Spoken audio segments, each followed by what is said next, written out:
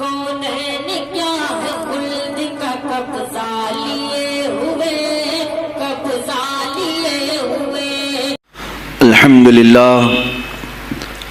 للہ الحنان المنان الذي خلق الإنسان وعلمه البيان والصلاة والسلام على رسوله سيد الإنس والجان وعلى آله وأصحابه ذوي الخير والإحسان أما بعد فأعوذ بالله من الشيطان الرجيم بسم الله الرحمن الرحيم ألا إن أولياء الله لا خوف عليهم ولا هم يحزنون الذين آمنوا وكانوا يتقون لهم البشرى في الحياة الدنيا وفي الآخرة لا تبديل لكلمات الله ذلك هو الفوز العظيم صدق الله مولانا العظيم وبلغنا رسوله النبي الأمين المتين المختار الكريم ونحن على ذلك من الشاهدين والشاكرين والحمد لله رب العالمين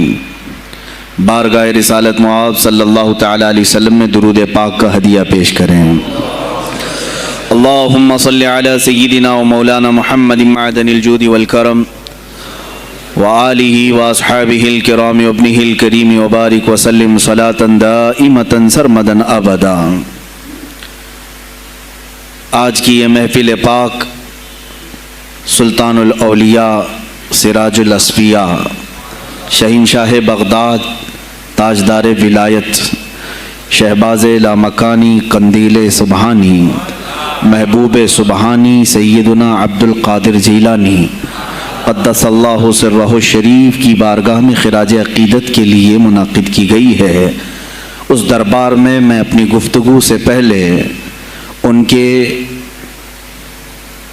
عظیم عاشق جس کو دنیا سنیت فنا فی الغوث اور مجدد میت حاضرہ کے نام سے جانتی ہے، امام احمد رضا خان قادری فاضل بریلوی رضی اللہ تعالیٰ عنہ کی جو خراج عقیدت پیش کی ہوئی منقبت ہے، اسی سے میں بارگاہ غوث میں اپنی گفتگو کا آغاز کرتا ہوں۔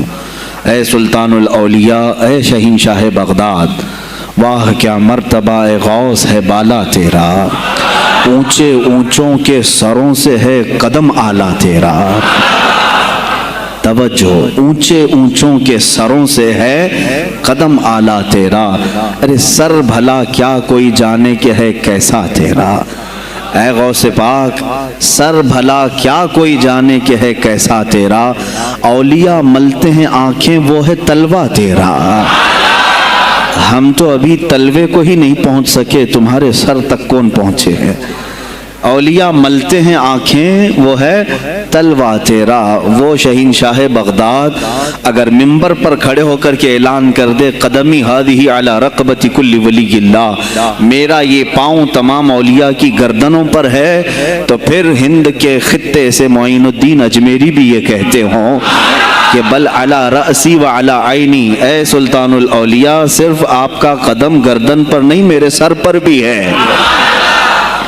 اور پھر اولیاء کاملین نے پکار کر کے دربار غوث میں یوں کہا تھا جب آپ نے اعلان کیا میرا یہ قدم اولیاء کی گردنوں پر ہے، جس کی گردن بنی ممبر اولیاء، جس کا ممبر بنی گردن اولیاء، اس قدم کی کرامت پہ لاکھوں سلام۔ انہوں نے جب اعلان کیا تو کیا اولیاء کاملین نے جواب میں کیا کہا تھا؟ جواب میں کیا کہا تھا؟ غوث پاک نے جب بغداد سے پکارا تو پورے مشرق و مغرب شمال و جنوب کے اولیاء نے یوں کہا تھا، یہ دل یہ جگر ہے، یہ آنکھیں یہ سر ہے۔ یہ دل یہ جگر ہے، یہ آنکھیں یہ سر ہے، جہاں چاہو رکھو قدم غوث اعظم۔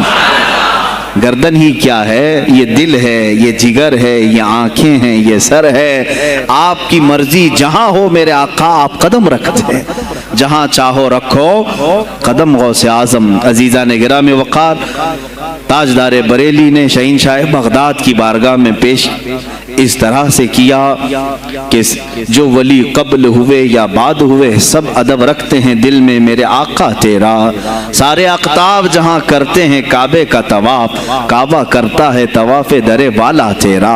اے شہنشاہ بغداد تیری میری قسمت کی قسم کھائیں سگانے بغداد، ہند میں رہ کے بھی دیتا رہوں پہرا تیرا، ہند میں رہ کے بھی دیتا رہوں پہرا تیرا۔ سرکار بغداد کی بارگاہ میں پھر استغاثہ کرتے ہوئے اعلیٰ حضرت بریلوی رحمۃ اللہ تعالیٰ علیہ یوں عرض کرتے ہیں، اے شہنشاہ بغداد تجھ سے در، در سے سگ، اور سگ سے ہے مجھ کو نسبت، میری گردن میں بھی ہے دور کا ڈورا تیرا۔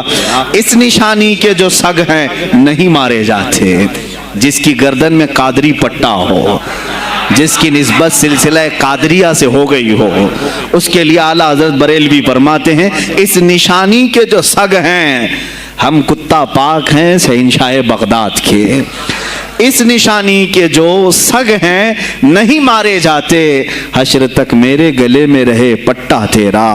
اور اے سننے والو، میں نے اپنے آپ کو سگ کہا، کتا کہا، تو کہیں تم اس خیال میں نہ آ جانا کہ کتا معمولی ہوتا ہے۔ آگے اعلیٰ حضرت نے اس کا بھی سوایہ کر دیا، کیا دبے جس پہ حمایت کا ہو پنجہ تیرا، کیا دبے جس پہ حمایت کا ہو پنجہ تیرا۔ ارے شیر کو خطرے میں لاتا نہیں کتا تیرا، شیر کی تک پرواہ نہیں کرتا غوث پاک کا کتا۔ تو میں نے اپنے آپ کو کتا کہا تو اس بھول میں نہ رہ جانا کہ کتے کو کوئی بھی مار لے جائے گا، اٹھا لے جائے گا۔ ہم نے کہا ہے دربار غوث کا کتا جو شیر کو بھی خطرے میں نہیں لاتا ہے۔ عزیزان گرامی وقار، بارگاہ غوث میں جو جھوم کر کے اشعار امام احمد رضا خان فاضل بریلوی رحمۃ اللہ تعالیٰ علیہ نے بیان کیے ہیں، وہی ہماری گفتگو کا خلاصہ بھی ہیں۔ سرکار بغداد سیدنا عبد القادر جیلانی رضی اللہ تعالیٰ عنہ، یقیناً آپ کے ولی کامل ہونے پر تقریباً پوری امت کا اتفاق ہے۔ اتفاق کا مطلب صرف بریلویوں کا نہیں، دیوبندی بھی مانتے ہیں، اہل حدیث بھی مانتے ہیں، شیعہ بھی مانتے ہیں۔ غوث پاک رضی اللہ تعالیٰ عنہ کی ولایت سے ان میں سے کسی کا انکار نہیں۔ آج بھی بغداد میں جائیں لنگر بٹ رہا ہوتا ہے، شیعہ بھی کھا رہے ہیں۔ غوث پاک رضی اللہ تعالیٰ عنہ کا لنگر آج بھی بٹ رہا ہے۔ بغداد کی وہ ایک ایسی بارگاہ ہے جہاں سنی اور شیعہ دونوں ہیں، دونوں تسلیم کرتے ہیں ان کی ولایت کو۔ اب رہے بات اہل حدیث کی یا دیوبند کی، ان کی کتابیں اٹھاؤ تو پتہ چل جائے گا کہ غوث پاک کے متعلق انہوں نے کیا کیا نہیں لکھا۔ پیر پیراں، میر میراں، شہنشاہ بغداد، بلکہ شیخ ابن تیمیہ جو ہر ولی کی تنقید کرتا تھا، ہر صوفی پر طعن و تشنیع کرتا رہا، اس نے اپنی کتاب میں لکھ دیا کہ میرے پاس اتنی تواتر تک، تواتر کہتے ہیں اتنے لوگوں کا بیان کرنا کہ جن کا جھوٹ پر جمع ہونا محال ہو۔ شیخ ابن تیمیہ کہتا ہے میرے پاس اتنی تواتر سے کسی اور کی کرامتوں کا ذکر نہیں پہنچا جتنا شیخ عبد القادر جیلانی کا پہنچا ہے۔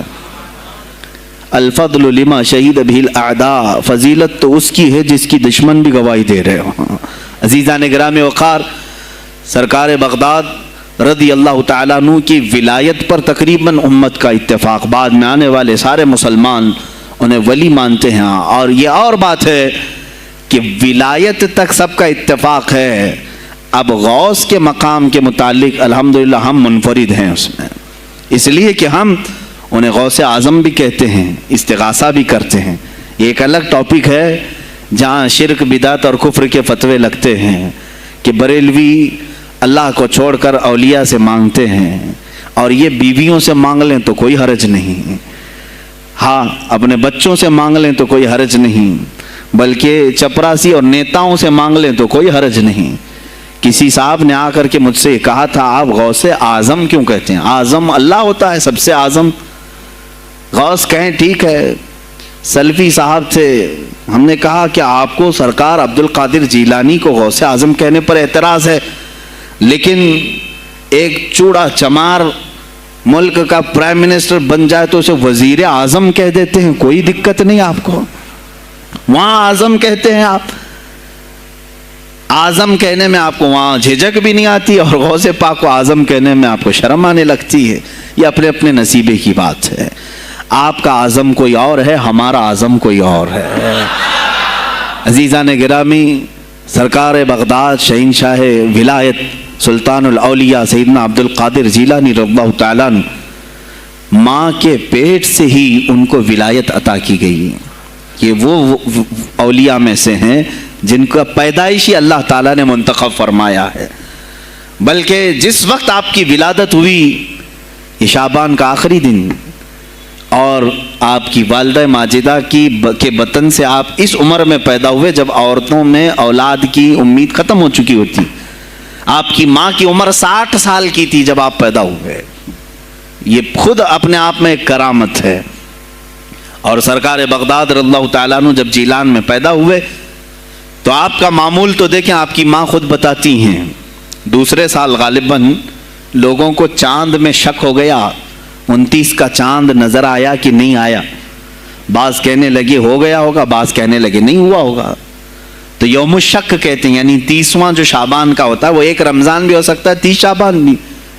तो लोग आए हज़रत फ़ातिमा उम्मुल खैर के पास जो गौसे पाक की माँ है, पूछा कि कल का चांद हुआ कि नहीं हुआ, हमें शक हो गया है। आपने कहा चांद हो गया है और रमज़ान शुरू हो चुका है। कहा कैसे? कहा सुबह से मेरा बेटा अब्दुल कादिर दूध को मुंह नहीं लगाया है और मेरे बेटे का ये मामूल है पिछले रमज़ान से ही, जिस वक्त गौसे पाक पैदा हुए रमज़ान शुरू था। उनकी माँ कहती हैं सहरी से लेकर इफ्तार तक गौसे पाक अपनी माँ का दूध नहीं पीते थे। ये बचपने में माँ की गोद में रोज़े का आपके ऊपर कोई मुकल्लफ नहीं थे, आप अहकाम शरीयत अभी आपके ऊपर लागू नहीं थे, लेकिन अल्लाह का एक वली आता है तो वो निज़ाम खुदा कायम करने के लिए आता है। आज मैं इसी पर गुफ्तगू करना चाहूँगा। अल्लाह के औलिया ज़ाहिर क्यों हुए दुनिया में और क्यों आते हैं? इनका सबसे बड़ा मकसद दुनिया में आने का, जलवाबार होने का, वो ये होता है कि निज़ाम खुदाबंदी को ज़मीन पर कायम करें। जिसकी कायनात है उसी की बात यहाँ पर कायम होनी चाहिए। अब ये बातें वक्त के साथ गुजरती जाती हैं और लोग भूल जाते हैं। आप सबको फिर मैं याद दिला दूं, मेरे अजीज, मैंने भी और आपने भी अल्लाह से एक वादा किया है। हमारी रूहों ने अल्लाह से वादा किया है। जब अल्लाह ताला ने हमें पैदा भी नहीं किया था उस वक्त हमारी रूहों को बुलाकर उसने एक वादा लिया, अलस्तु बिरब्बिकुम, क्या मैं तुम्हारा रब नहीं हूं? मैं तुम्हारा मालिक और खालिक नहीं हूं? तो सब की रूहों ने कहा था कालू बला व रब्बिना, क्यों नहीं मौला, तू ही तो हमारा रब है। रब ताला ने फरमाया क्या तुम इसी वादे पर बरकरार रहोगे दुनिया में जाने के बाद? सब ने कहा था हम वादा करते हैं मौला, इसी पर बाकी रहेंगे। यहाँ आने के बाद कितने वो लोग हैं जो उसकी रुबूबियत का इकरार करते हुए इस कायनात में सिर्फ उसके गुण गाते हैं। कुफ्फार और मुशरिकीन तो वादा खिलाफ हैं, तोड़ दिए, उन्होंने अल्लाह के अलावा किसी और को खुदा बना लिया। लेकिन तुमने अल्लाह अकबर तो कहा, जुबान से तो तुमने तस्लीम किया, लेकिन तुम्हारा रहन सहन ये बताता है कि तुम्हारा मालिक कोई और है। किसी और को राजी करने में लगे हुए हो, किसी और की दरियोजागिरी कर रहे हो, किसी और की खुशामदी में खड़े हुए हो। दरबारों के आस्थानों के दरवाजों पर तुम्हारा खड़ा होना घंटों पर किसी को राजी करने के लिए, ये तुम्हारा अमल बताता है कि तुमने रब्बे आला को अकबर नहीं समझा। वादा तो तुम्हारी रूहों ने किया था कि तेरे सिवा किसी को हम हाकिम नहीं तस्लीम करेंगे, हाकिम आला सिर्फ अल्लाह है। औलिया कामिलीन यही बात याद दिलाने के लिए आते हैं, फिर तुम्हें ये याद दिलाने के लिए आते हैं। और जिस शान से वो दुनिया में आते हैं, बचपन से ही उनके हालात ऐसे होते हैं कि शरीयत ताहिरा की पाबंदी उनके हर कौल व अमल में नजर आती है, हर कौल व अमल में। इसलिए कि हम जिसकी जमीन पर हैं और जिसकी आसमान के नीचे हैं, बात होगी तो सिर्फ उसी की होगी, बात होगी तो सिर्फ उसी की होगी। मुझे एक बात याद आती है, सरकार मुफ्ती आजम हिंद रहमतुल्लाह ताला अलैह आपके सामने कोई साहब तकरीर कर रहे थे, ये जमीन सबकी है, उनकी भी है, इनकी भी है, इनकी भी। आपने कहा चुप रहो, जमीन अल्लाह की है और सिर्फ अल्लाह का नाम हो। ये सब की हिम्मत नहीं बोलने की। زمین اللہ کی ہے اور اللہ ہی کا یہاں پر اللہ ہی کی بولی بولی جائے اسی کے لیے زیب دیتا ہے. جس کے گھر میں رہ رہے ہو اسی کی بات کرو. عزیزان گرامی وقار، سرکار بغداد ان کی کرامات اپنی جگہ پر، لیکن ان کی زندگی کے کچھ اہم گوشے میں لے کر آج حاضر ہوں. آج ہمارے حالات کے اعتبار سے بھی ضرورت ہے اس کی. جب آپ پروان چڑھتے رہے اپنی ماں کی گود میں، بہت جلدی آپ کے والد گرامی کا انتقال ہو گیا. آپ سے خود پوچھا گیا تھا غوث پاک سے آپ کی جوانی میں، یا جب آپ کا شہرہ بغداد میں بہت ہو گیا تب پوچھا گیا تھا آپ کو اپنے ولی ہونے کا احساس کب ہوا؟ غوث پاک سے ہی پوچھا گیا تھا آپ کو کب پتا چلا اللہ نے آپ کو ولایت کا یہ مقام عطا کیا؟ آپ فرماتے ہیں جب میں 10 سال کا تھا، مدرسے جاتا تھا تو غیب سے ایک آواز آتی تھی، افصحوا فی المجالس لولی اللہ. غیب سے آواز آتی تھی، اے لوگوں مجلس میں جگہ چھوڑ دو، اللہ کا ولی آ رہا ہے. یہ آواز صرف میں نہیں، میرے استاد بھی سنتے، وہاں بیٹھے شاگرد بھی سنتے، اور سب کھڑے ہوتے تھے، جگہ دیتے تھے. غوث پاک فرماتے ہیں جب ہر بار مجھے یہ آواز آنے لگی تب مجھے احساس ہوا کہ اللہ تعالیٰ نے مجھے ولایت کا تاج پہنایا ہے. پھر آپ کو لہو و لعب میں، کھیل کود میں نہیں رکھا گیا. فرماتے ہیں ایک بار میں صرف ایک گائے کی پونچھ پکڑنے کی کوشش کر رہا تھا، گائے پلٹ گئی، فصیح عربی میں کہنے لگی الہذا خلقت ام بہذا امرت یا عبد القادر، اے عبد القادر کیا تجھے اسی کام کے لیے پیدا کیا گیا یا تجھے اللہ نے اس کام کا حکم دیا کہ میری پونچھ پکڑے؟ غوث پاک فرماتے ہیں میں چونک گیا کہ ایک جانور مجھ سے عربی میں بات کر رہا ہے. اور اس کے بعد وہ گائے خود کہنے لگی اے عبد القادر تجھے اللہ نے اپنی مخلوق کے لیے بنایا ہے، اپنے بندوں کو راہ راست پر لانے کے لیے. غوث پاک فرماتے ہیں اس کے بعد زندگی میں کبھی کھیل کود کی خواہش بھی نہیں آئی، کھیل کود کی خواہش بھی نہیں آئی، کبھی تصور بھی نہیں کیا. اور جب آپ جیلان سے نکل کر بغداد آئے، بغداد کے جو حالات تھے وہ آپ نے بہت قریب سے مشاہدہ کیا. میرے عزیزو آج کے جو حالات ہیں نا، آج کے جو حالات میں نے پڑھا اس سے بھی زیادہ ڈینجر حالات اس زمانے کے تھے. آج لوگ حالات کی شکایت کرتے ہیں، بہت سارے علماء مولانا ہم سے یہ کہتے ہیں حالات اب صحیح نہیں ہیں، ویسے نہیں ہے پہلے. میں تمہیں غوث پاک کے حالات بتاتا ہوں. اس وقت سیاسی حالات کیا تھے؟ اس وقت سیاسی حالات اتنے خطرناک ہو چکے تھے. بغداد میں شیعوں نے اپنا گڑھ جمایا تھا، یہاں تک کہ ہر عالم پر، ہر وائز پر، ہر امام مسجد پر پابندی تھی. سیدنا ابو بکر صدیق اور حضرت عمر کا کوئی نام نہیں لے سکتا تھا، کوڑے مارے جاتے تھے. شیخین کا اگر کسی نے نام لے لیا کسی عالم نے، کوڑے مارے جاتے تھے. خلیفہ واثق باللہ تک یہ تاریخ چلی بغداد میں، اور سلطنتیں ٹوٹ چکی تھیں. سیاسی حالات اس قدر خراب ہو چکے تھے، چھوٹی چھوٹی ٹکڑیوں میں بٹ چکے تھے مسلمان. مصر کی طرف دیکھیں تو فاطمی حکومت قائم ہو گئی تھی، وہ اپنے آپ کو فاطمی کہہ رہے تھے. بغداد میں عباسی خاندان حکومت کر رہا تھا، اور وہ بھی سمٹ کر کے صرف بغداد کے اطراف رہ گئی بس. پھر ترکی کی طرف دیکھیں تو سلجوکی خاندان تھا، ایک ایک ٹکڑا حکومت کر رہا تھا، اور یہی آپس میں دست بگریباں تھے، ایک دوسرے سے لڑ رہے تھے. اور پھر پلس اس پر ایسا کہ بازنطینی جو عیسائی تھے، صلیبی تھے، ان سلطنتوں کو آپس میں لڑا کر کے اس قدر شدت پیدا کر چکے تھے کہ بغداد والا مصر نہیں جا سکے، مصر والا ترکی نہ آ سکے. پھر ادھر بخارا، سمرقند، نیشاپور، یہ جو رشیا میں ہیں آج، ازبکستان وغیرہ میں، یہاں الگ ایک سلطنت قائم تھی، اور ہند میں الگ کفرستان تھا. سب جگہ الگ الگ حالات تھے. اور مسلمانوں کے لیے اس زمانے میں ایسے حالات ہو گئے جیسے لاک ڈاؤن ابھی کا سیم. میں آپ کو بتا دوں سچویشن لاک ڈاؤن میں کیا ہوا تھا معلوم ہے؟ یہ ہمارے طلبہ دیکھیں 8 مہینے سے بیٹھے ہوئے ہیں، مدارس میں نہیں گئے، حفظ قرآن کر رہے تھے، عالم دین بن رہے تھے. مدرسے بند ہیں نا، گھروں میں بیٹھے کچھ تو آوارہ گردی کر رہے ہیں.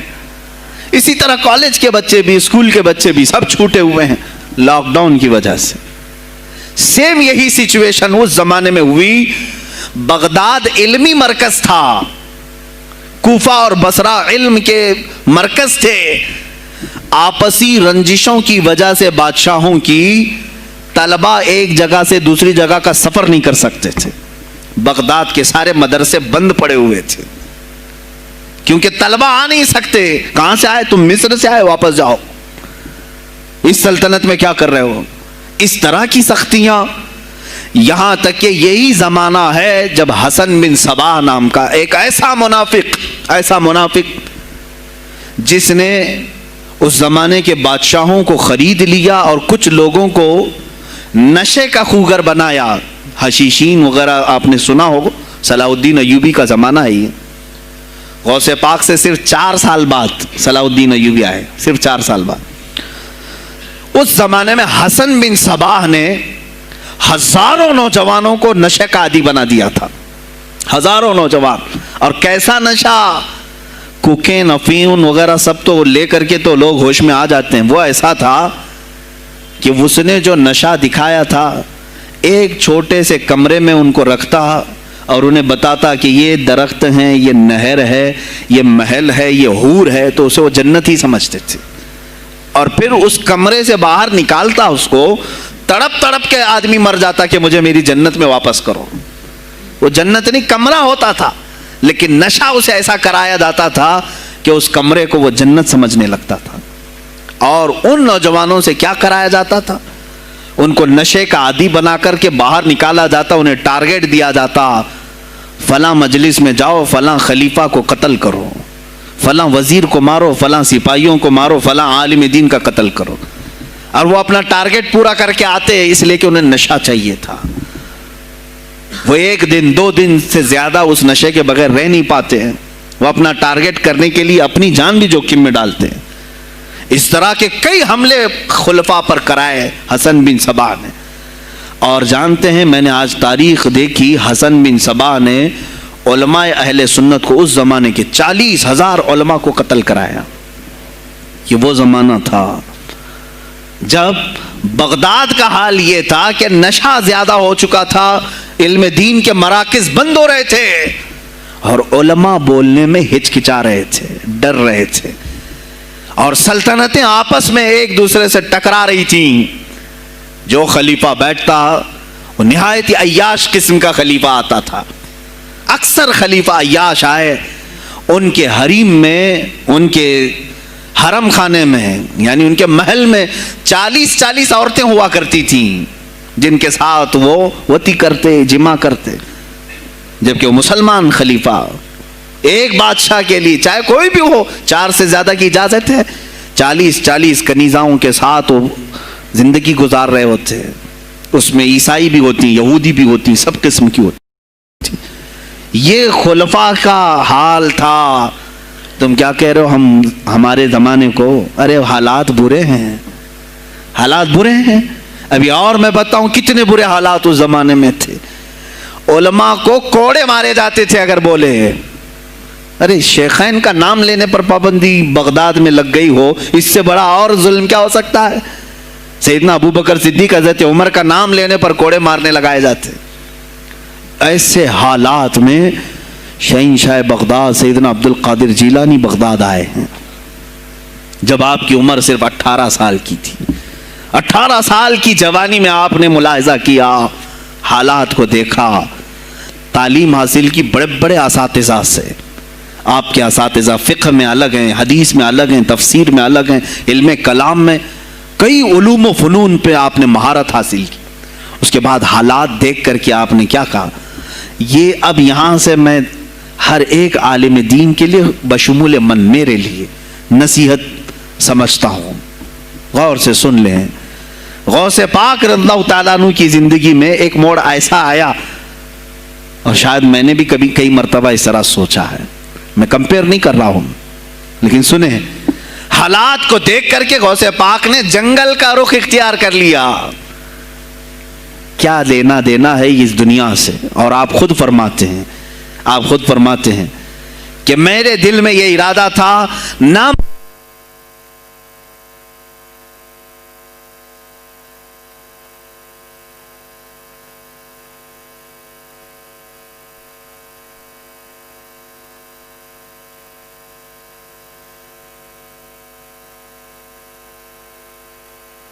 فرماتے ہیں میرا ارادہ ہوا جنگل میں ایسی جگہ رہوں کہ نہ مجھے مخلوق دیکھے اور نہ میں مخلوق کو دیکھوں، عبادت میں ایسے مصروف ہو جاؤں۔ جنگلوں میں آپ عبادت کرتے رہے، لیکن فرماتے ہیں مجھے غیب سے آواز آئی اللہ رب العزت کی طرف سے، کہا اے بندے قادر، آپ کا نام ہی عبد القادر ہے، اے قادر کے بندے تجھے اللہ نے جنگلوں کے لیے نہیں بنایا، امت مصطفیٰ کی رہنمائی کر، خلق خدا تجھ سے نفع حاصل کرے، واپس آ جا۔ غوث پاک فرماتے ہیں میرا ارادہ تو تھا کہ میں اپنی زندگی اللہ کی یاد میں فنا کر دوں، لیکن میں شہر صرف اس لیے واپس آیا کہ جنگل میں صرف میری اصلاح ہو سکتی ہے، شہر میں پوری امت کی اصلاح ہو سکتی ہے۔ علماء کے لیے یہی آج نصیحت ہے، تم چاہے تو گدی نشین بن جاؤ، سجادہ نشین بن جاؤ، جھولی نشین بن جاؤ، جنگل نشین بن جاؤ، ہو سکتا ہے تمہارے اپنے فائدے کے لیے تم سوچ سکتے ہو۔ میں نے ابھی یہ کہا میرے دل میں ارادہ تھا کہ گوشہ نشین ہو کر کے اپنی عبادت کریں، اپنی آخرت کی فکر کریں، نہیں، علماء کو اللہ تعالیٰ نے علم عطا کیا ہے امت مصطفیٰ کی رہنمائی کے لیے، یہ امانت ہے، چاہیں تو بھی چھپ نہ سکیں۔ عزیزان گرامی وقار، غوث پاک رضی اللہ تعالیٰ عنہ واپس بغداد آئے۔ اچھا وہ اتنی عبادتوں کے عرصے میں جانتے ہیں کہاں کہاں کا سفر نہیں کیا انہوں نے؟ جنگلوں کا سفر، صحراؤں کا سفر، بیابانوں کا سفر، یہاں تک کہ سری لنکا کی سرزمین تک پہنچے، ملتان تک آئے۔ یہ تاریخ کی کتابیں بتاتی ہیں آپ نے پیدل یہ سارے سفر کیے، پھر واپس اسی بغداد آئے جہاں کے حالات بڑے ہی کشیدہ تھے، اور خلفائے وقت کے خلاف زبان کھولنا یہ آگ سے کھیلنے کے برابر تھا، آگ سے کھیلنے کے برابر تھا۔ اور سب سے بڑا مسئلہ تو غوث پاک کے لیے یہ تھا کہ آپ بغداد کے نہیں تھے، عراق کے نہیں تھے، آپ جیلان سے آئے تھے۔ جیلان ایران میں ہے، اس زمانے میں طبرستان ایک صوبہ تھا، طبرستان کا ایک شہر جیلان تھا، جیلان سے آئے ہوئے تھے بغداد میں۔ آپ کی زبان فارسی تھی، فارسی زبان کا ایک طالب علم بغداد میں آیا ہے، اور بغداد پورا عربیوں کا ہے، فصیح عربی بولنے والے لوگ، اور نہایت ہی عیاشی میں پڑے ان کی اصلاح کیسے کریں۔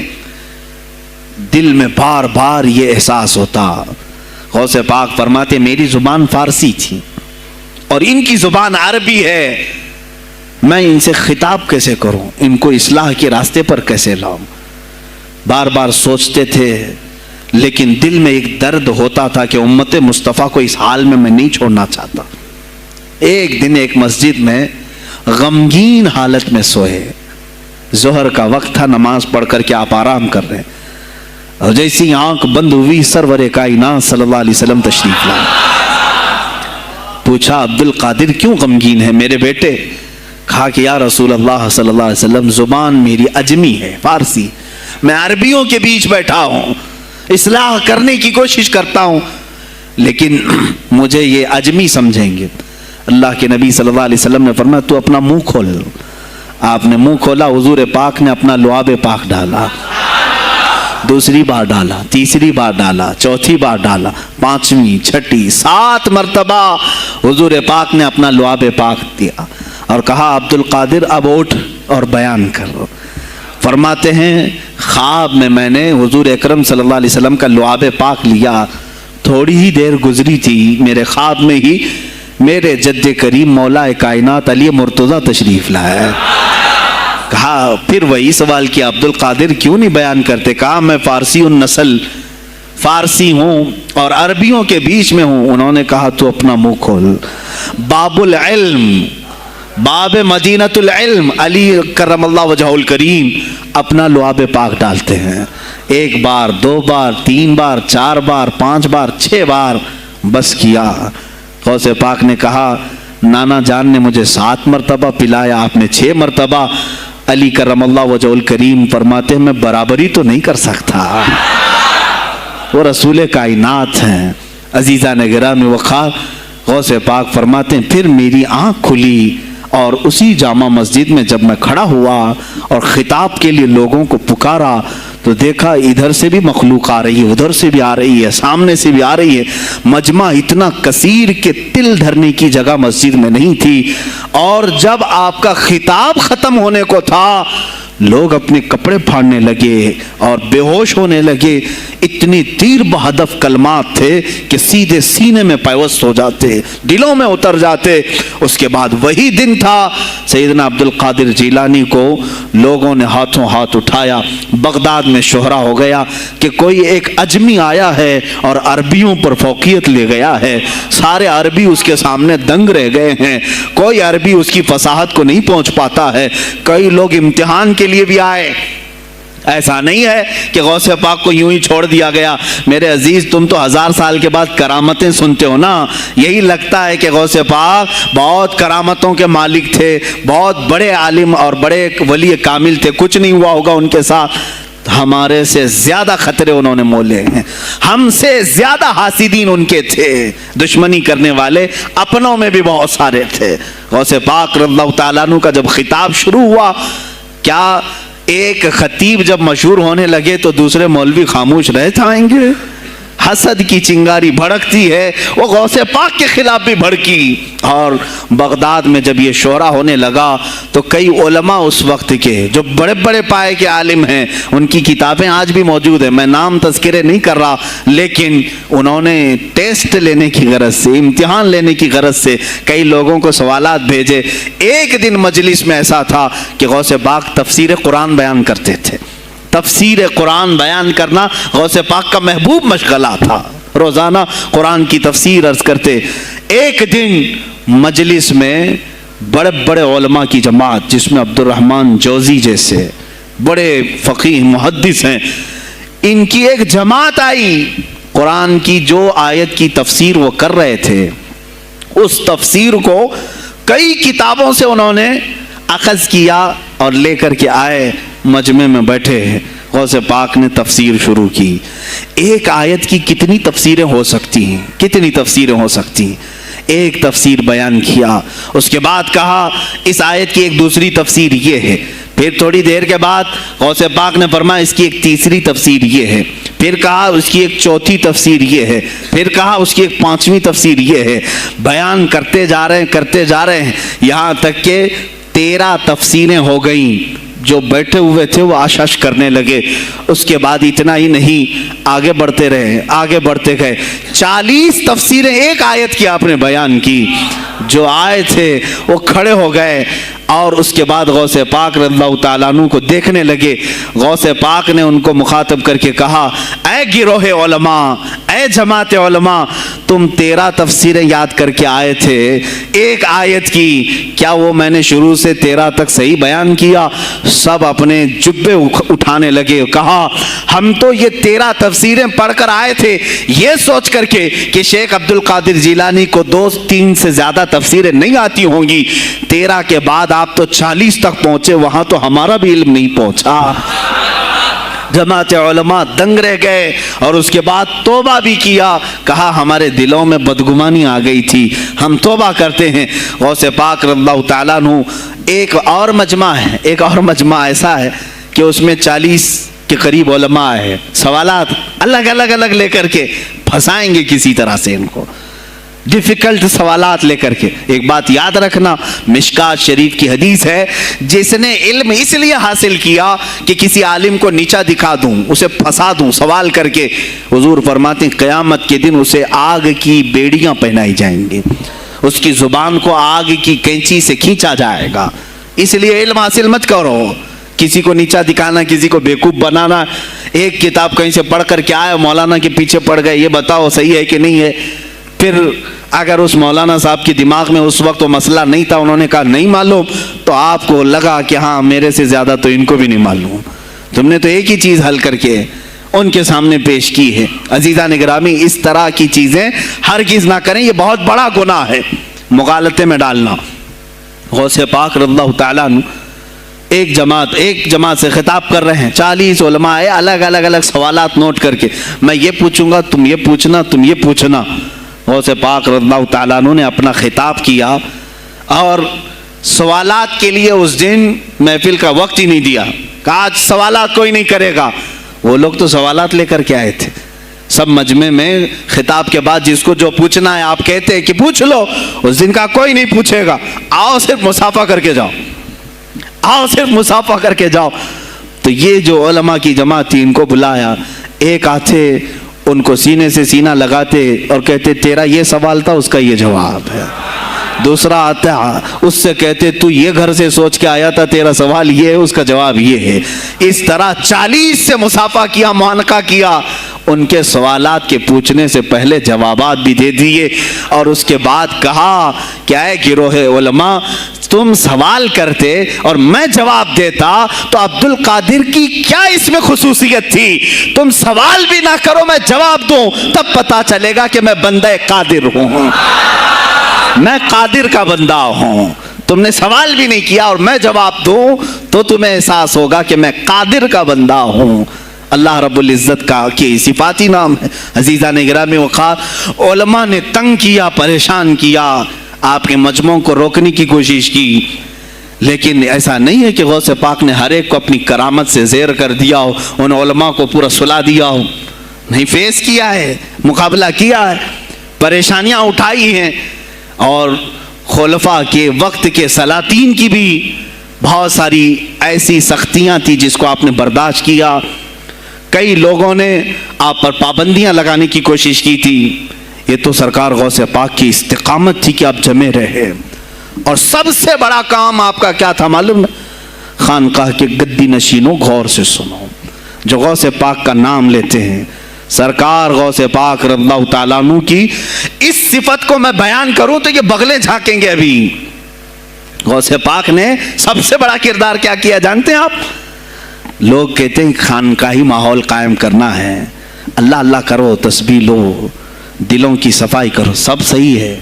لیکن غوث پاک نے تقریباً 25 سال صرف جہاد پر بیان کیا ہے, صرف جہاد پر. کہا کہ اے گروہ مسلمین, تم پر اللہ نے ذلت مسلط کر دی ہے اس لیے کہ تم نے کوششیں ترک کر دی ہیں. حکومتوں کو صحیح کرنے کے لیے آپ نے باغ ڈور سنبھال لی تھی. غوث پاک جب بیان کرتے ممبر سے تو وقت کا جو تخت تھا وہ بھی ہلنے لگ جاتا تھا. خلیفہ مستنجد باللہ, اس زمانے کا خلیفہ ہے, اور تنگ آ گیا. غوث پاک کے پاس جب وہ بیان کرتے اور ان کی عیاشیاں کھول کھول کر کے ذکر کرتے تو لوگوں میں اب احساس جاگنے لگا, کوئی تو اللہ والا آیا ہے جو نظام خداوندی قائم کرنے کی بات کر رہا ہے, نظام مصطفیٰ قائم کرنے کی بات کر رہا ہے. بغداد کی یہ حالات جب ہونے لگے میرے عزیزو, سلطان الاولیاء غوث پاک کی ہی شہ پر جانتے ہیں صلاح الدین ایوبی جیسا ایک مرد مجاہد پیدا ہوا ہے. یہ آپ کی تحریک تھی, غوث پاک کی تحریک تھی کہ جب بازنطینی عیسائیوں سے آپ نے اپنی پوری امت کو آگاہ کیا کہ تم سو رہے ہو, تم اپنی عیاشیوں میں ہو, تم اپنے نشے میں ہو, تمہارا دشمن تاک میں لگا ہے, گھات لگا کر کے بیٹھا ہے. اور ہوا بھی یہی کہ غوث پاک کے وصال کے صرف 10 سال بعد صلیبیوں نے حملہ شروع کر دیا بغداد پر, مصر پر, ترکی پر, ہر جگہ. اور یہی حملے کی وجہ تھی صلاح الدین ایوبی جیسا مرد مجاہد کھڑا ہوا, اور پھر انہوں نے پورے بیت المقدس کو فتح کر کے اپنے سر ایک صحرا باندھا.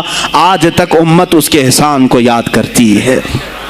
میرے عزیزو, غوث پاک کے زمانے کے ہیں صلاح الدین ایوبی. اتنا ہی نہیں, آپ ہی کی تحریک تھی, غوث پاک کی تحریک تھی کہ تم جوانوں کو تیار کرو, تمہاری زندگی عیاشی کے لیے نہیں, اللہ کا نظام قائم کرنے کے لیے ہے.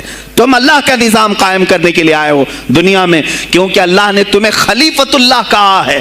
اللہ کے تم خلیفہ ہو, تم نائب ہو اللہ کے. تم یہاں پر اپنی موج مستی کے لیے نہیں آئے. اب اس زمین پر بات ہوگی تو صرف میرے مولا کی ہوگی, اس زمین پر بات ہوگی میرے مصطفیٰ کی ہوگی. یہ سیدنا عبد القادر جیلانی کا اعلان تھا. ہے کوئی آج پیران اعظام وہ اعلان کریں کہ آج اس زمین پر صرف ہم ناموس رسالت کی بات کریں گے؟ کون ہے؟ کیوں بیٹھے ہو؟ غوث پاک سے اگر تمہاری ادنا سی نسبت ہے تو پھر تمہیں اپنے جوانوں کو, اپنے مریدوں کو یہ سکھانا ہوگا کہ موٹے موٹے نذرانے دینے سے نہیں چلے گا, اپنی گردنیں حضور کو پیش کرنے کے لیے تیار کرو. تم تیار ہو جاؤ اپنا خون اور اپنی گردن بارگاہ مصطفیٰ میں دینے کے لیے، یہ آج تربیت دو، ورنہ پھر دشمن تمہیں کچا چبانے کے لیے تیار ہے، کچا چھبانے کے لیے تیار۔ عزیزان گرامی، میں غوث پاک کی تحریک آپ کو بتا دوں کون سی تحریک تھی۔ وہ صلاح الدین ایوبی جو بیت المقدس فتح کیا، یہ غوث پاک کی تحریک ہے۔ اور پھر چند سالوں کے بعد پورے عالم اسلام میں جو خلافت عثمانیہ قائم ہوئی، غازی ارطغرل جو آئے، یہ تحریک بھی غوث اعظم کی پیدا کی ہوئی تھی۔ آپ نے جوانوں کو متحرک کیا تھا اور پھر امت کا وہ شعور بیدار کیا تھا جو ان میں مردہ کر چکے تھے کچھ حکومت کے کارندے۔ میں سمجھتا ہوں اس وقت جتنے خلفاء بیٹھے ہوئے تھے خلافتوں پر، تخت پر، جو نام کے مسلمان تھے، یا اس کو ہماری زبان میں سمجھ لیں سب کانگریس کے تھے، جو منافق تھے، یعنی دکھتے تھے بس لیکن اندر سے سب نفاق ہوتا تھا، نفاق ہوتا تھا۔ ہاں میں صاف کہوں گا بغداد میں بھی کانگریس کا خلیفہ رہا ہوگا، مصر میں بھی اور ترکی میں بھی اور نیشاپور میں بھی، اس لیے کہ مسلمانوں کے خون چوس کر کے تخت پر بیٹھ تو جاتے لیکن پوری زندگی گزر جاتی، میرے مصطفیٰ کا نام تک نہیں لیتے تھے، ان کو بٹھاتے تھے مسلمان۔ آج آپ بھی تو یہی کر رہے ہیں، یہی کر رہے ہیں۔ ہم اپنا اپنا سمجھ کر کے جن کو اوپر تک بٹھاتے ہیں، پوری زندگی چھان مار کر کے دیکھ لو کب یہ نظام قرآن کی کبھی بات کیا ہے؟ کبھی میرے مصطفیٰ پر آنے والی آنچ کے لیے یہ کھڑا ہوا ہے؟ کوئی نہیں کھڑا ہونے والا ہے۔ ان کے سفید کرتے اور ان کے سفید پاجامے سب کفن بن کر رہ جائیں گے اور کچھ بھی نہیں ہوگا۔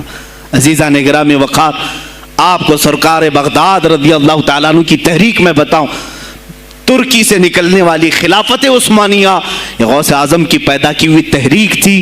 اتنا ہی نہیں، آپ کے آخری زمانے میں سرکار خواجہ غریب نواز معین الدین چشتی رضی اللہ تعالیٰ عنہ کی ملاقات بغداد میں ہوئی، معین الدین اجمیری رضی اللہ تعالیٰ عنہ کی ملاقات ہوئی۔ تاریخ دان نے لکھا، آج میں نے پہلی مرتبہ اس کو پڑھا اور آپ کے سامنے پہلی بار بتا رہا ہوں، سرکار بغداد اور حضرت خواجہ غریب نواز کی ملاقات کے بارے میں بہت سارے باتیں چلتی ہیں کتابوں میں بھی، میں نے اپنے مرشد سے بھی پوچھا تھا۔ بہرحال ایک تاریخی ایک کتاب سے مجھے آج یہ بات ملی کہ سلطان الاولیاء غوث پاک نے حضرت خواجہ غریب نواز کو کیا وصیت کی تھی، کیا کہہ کر کے بھیجا تھا۔ ان کے پاس غوث پاک نے، غریب نواز نے بہت ساری انعامات، اوراد، وظائف، طرق، اجازات سب حاصل کیے، لیکن ہندوستان جب آئے کیا کیا انہوں نے؟ یہ بھی بتایا گیا کہ غوث پاک کی یہ تحریک تھی۔ کیا؟ سلطان الہند سرکار غریب نواز نے شہاب الدین غوری کو بلا کر کے ہندوستان میں پرچم اسلام لہرانے کا حکم دیا تھا۔ یہ تحریک بھی سرکار غریب نواز نے لائی تھی بغداد کے ولی کامل سے۔ تم کیا سمجھتے ہو یہ اولیاء خالی مسلح لے کر کے گھومتے تھے؟ یا اولیاء اکرام صرف گدی نشین تھے؟ نہیں میرے عزیزو، یہ حکومت وقت کو آنکھ میں آنکھیں ڈال کر بات کرتے تھے اور پھر نظام مصطفیٰ کی بات للکار کر کے کرتے تھے۔ آج کے زمانے میں کچھ لوگوں نے اولیاء کو ایسا پیش کیا ہے جیسے وہ درویش ہے، بس جنگل میں رہتے تھے اور کچھ نہیں۔ نہیں میرے عزیزو، وہ اللہ کے شیر تھے، اللہ کے شیر تھے۔ اسی لیے تو اقبال نے کہا ہے اللہ کے شیروں کو آتی نہیں روبائی۔ وہ کبھی لومڑی پن کا انہوں نے اپنے آپ میں اظہار ہی نہیں کیا کہ نہیں یہ بھی چلے گا وہ بھی چلے گا، کبھی نہیں۔ وہ گرجتے تھے اپنے تخت پر، اپنی خانقاہوں پر۔ دیکھیں خلیفہ مستنجد باللہ، ابو المظفر اس کو کہتے ہیں، بغداد کا وہ خلیفہ، عباسی خلیفہ، بڑا طاقتور، اور اسی کے زمانے میں غوث پاک ہیں۔ ایک فارس سے آنے والے اجمی عبد القادر، شیخ عبد القادر، جب بغداد کی جامع مسجد میں بیان کر رہے ہوں، در و دیوار ہل رہے ہیں۔ وہ اپنے خلافت کے دربار میں بیٹھا ہے خلیفہ، اچانک بہت زور کی آواز آئی، پورے محل میں گونج گئی۔ پوچھا یہ آواز کیسی بغداد میں؟ لوگوں نے معلوم کر کے بتایا کہ شیخ عبد القادر جیلانی نے چھینک ماری، ان کے مریدوں نے صرف جواب دیا ہے۔ ان کو چھینک آئی تھی، جواب میں لوگوں نے یرحمک اللہ کہا، وہ خلیفہ وقت کے محل تک پہنچ گئی آواز۔ تو اس نے کہا یہ تو پورا ہلا دینے کی بات ہے، ایک بات یاد رکھو میرے عزیزو، آواز ہو سکتا ہے تمہاری مسجد سے باہر جائے نہ جائے، تمہاری آواز کا دار و مدار تمہارے گلے پر نہیں ہے، ایک بار تم پکارو گے پہنچانا میرے مولا کا کام ہے۔ اب ہماری آواز کہاں کہاں تک پہنچتی ہے، کس کے ٹائر پھٹتے ہیں، یہ سب بات کی بات ہے، تم پکار کر کے تو دیکھو۔ اللہ رب العزت کے نام پر عزیزان گرامی وقار مستنجد باللہ آیا اور وہی کیا جو ہر عیاش کرتا ہے۔ ظاہر سی بات ہے مولوی صاحب کچھ لے دے کے چھوڑ دو، جان بخش دو، جاؤ کہیں بیٹھو آپ اللہ اللہ کرو، کہاں یہ حکومت سیاست کی باتوں میں آپ آ گئے۔ چند دنوں پہلے میں نے بھی سیاست کی بات کی تو مجھے بھی ایک مشورہ ایسا ہے کہ آپ کو انٹرسٹ ہے ایم پی بننے کا، ایم ایل اے بننے کا؟ میں نے کہا مجھے انٹرسٹ تو نہیں ہے لیکن کرسی صاف کرنے کا انٹرسٹ بہت ہے، اس پر جو کچرا ہے اس کو صاف کرنے کا انٹرسٹ بہت ہے، انشاءاللہ العزیز وقت آئے گا وہ صاف ہوں گی بھی۔ عزیزان گرامی مستنجد باللہ 10 اشرفیوں کی تھیلیاں لے کر سونے کی غوث پاک کے دربار میں آیا۔ آپ مریدین کے ساتھ بیٹھے، ارے وہ حال و قال کی مجلسیں ہیں، مستنجد باللہ آیا غوث پاک کی بارگاہ میں، کہا کہ یہ حضور آپ قبول کر لیں، نذرانہ ہے۔ آپ نے کہا تو رکھ لے اپنا نذرانہ، تو اپنے پاس رکھ لے۔ کہا کہ ہدیہ قبول کرنا سنت ہے، آپ سنت کے خلاف کرتے ہیں۔ غوث پاک نے کہا اللہ ایک تھیلی لیا اور اپنے بغل میں دبا کر کے اس کو نچوڑنا شروع کیا تو اس سے خون ٹپکنا لگا، خون اتنا ٹپکنے لگا تو حاضرین مجلس دم بخود رہ گئے، خلیفہ مستنجد باللہ بھی دیکھ رہا تھا۔ غوث پاک نے فرمایا ابھی تو یہ ایک تھیلی ہے، میں 10 کو نچوڑوں گا تو یہ خون تیرے دربار تک پہنچ جائے گا، تیرے دربار تک پہنچ جائے گا۔ تو مجھے وہ اشرفیاں دینے آیا ہے جو تو نے غریبوں کے مال کو چوس کر کے حاصل کیا، تو مجھے خریدنے کے لیے آیا ہے۔ اگر مجھے تیرے خاندان کی حرمت کا خیال نہ ہوتا تو میں آج پورے بغداد کی نالیوں میں اسی کا خون بہاتا۔ خلیفہ مستنجد باللہ بے ہوش ہو گیا، اور اس کے بعد جب ہوش آیا اس نے توبہ کیا اور آپ کے ہاتھ پر بیعت بھی کیا۔ اب اس کے بعد وہ خلیفہ ایسا پاک ہوا، نظر غوث جو پڑھی۔ اب اس کے بعد دربار خلافت کے حالات کیا ہو گئے سنیں، میں آج سیاست پر بات کر رہا ہوں۔ اب خلیفہ مستنجد باللہ کا دل جب صاف ہوا، 8 دن کے بعد وہ حاضر آیا، کہا سلطان الاولیاء اے شیخ عبد القادر جیلانی آپ حکم فرمائیں کہاں کس طرح کا گورنر رکھنا چاہیے، گورنر کس طرح کا ہونا چاہیے۔ آپ نے غوث پاک نے اپنے خلفاء کو حکم دیا کہ لسٹ بنائی جائے، اسلامی سلطنت میں گورنر کون ہوگا، لسٹ بنی، کہا وہ ہوگا جس کی تہجد قضا نہیں ہوتی، وہ گورنری پر آئے گا جو سنت رسول کو ہلکا نہیں سمجھتا ہوگا، وہ گورنری پر آئے گا جس کی نمازیں کوئی قضا باقی نہ رہی ہوں، اس لیے کہ جو اللہ کا قرضہ باقی رکھے گا وہ لوگوں کا بھی مال کھا جائے گا۔ آپ نے لکھایا نام، خلیفہ مستنجد باللہ نے آپ کے اشارے پر گورنر پورے تبدیل کر دیے، ہر جگہ پر ایسے لوگوں کو رکھا جو سرکار غوث پاک کے یا تو مرید تھے یا خلیفہ تھے یا شاگرد تھے، اور ان کے دلوں میں اللہ کا خوف تھا، اور وہ پورے بغداد اور آس پاس کی سلطنتوں کو سنبھالے ہوئے تھے۔ ایک وقت ایسا آیا کہ وہی چند سال پہلے جو بغداد نشے میں ڈوبا ہوا تھا، 10 سالوں کے بعد لوگ کہنے لگے کہ آج بغداد ایسا لگ رہا ہے جیسے عمر بن خطاب کا زمانہ آ گیا ہو، عمر بن خطاب کا زمانہ آیا ہو۔ تم نے تو غوث پاک کی 11ویں کھائی ہے نا، اصلاح حکومت ان سے نہیں سیکھا، وہ آئے تھے نظام تبدیل کرنے کے لیے۔ آج میں علماء سے بھی یہی کہوں گا، تم حق بات تو پہنچاؤ قوم تک۔ آج حالات ایسے ہیں میرے عزیزوں، ڈر اور خوف ان کے سینوں پر طاری ہوا۔ کس بات سے ڈرتے ہو؟ کیا تم نے اللہ کی ذات پر ایمان نہیں لائے؟ یہ نہیں کہتے ہو موت و حیات اللہ کے ہاتھ ہے، رزق اللہ کے ہاتھ ہے، پھر ڈرتے حکومت وقت سے کیوں؟ مجھے ابھی چند دنوں پہلے ایک میسج یہ بھی آیا تھا کہ حضرت آپ تو پاکستان کے علامہ خادم حسین کی تعزیت پر بیان کر رہے ہو، آپ دیکھ نہیں رہے یہاں کا ماحول کیسا ہے۔ عزیزان گرامی اس دن مجھے افسوس اس بات پر ہوا، سوال پر، ہائے افسوس، اس قدر تمہارے ضمیر مردہ ہو گئے، اس قدر تم بزدل ہو گئے، لاکھوں لوگوں کے دلوں میں شمع عشق مصطفیٰ جگانے والے پر تمہاری زبان بند ہے، تمہاری زبان بند ہے۔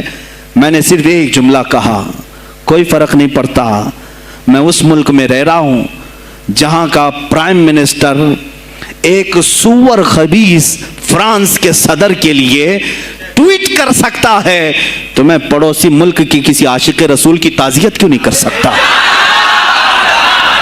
کیوں نہیں تعزیت کر سکتا؟ اگر ہندوستان کی تخت پر بیٹھنے والے کو فرانس کے صدر سے کوئی دلی عشق ہے، محبت ہے، تم اس کی معشوقہ ہو یا محبوبہ ہو، مجھے فرق نہیں پڑتا، لیکن اتنا ضرور ہے عاشق رسول مشرق میں ہو، شمال میں ہو، جنوب میں ہو، مغرب میں ہو، جب اس کی روح جائے گی تو ہماری بھی روح تڑپے گی۔ ہماری ڈور بندھی ہوئی ہے مدینۃ الرسول سے۔ میرے آقا صلی اللہ علیہ وسلم کی جو بات کرے گا وہ پھر کسی بھی ملک کا باشندہ ہو، تم کہتے ہو تعزیت کے لیے، ارے میرے عزیز اگر میں سامنے ہوتا تو اس کے قدموں کی خاک میں اپنے امامے پر رکھتا۔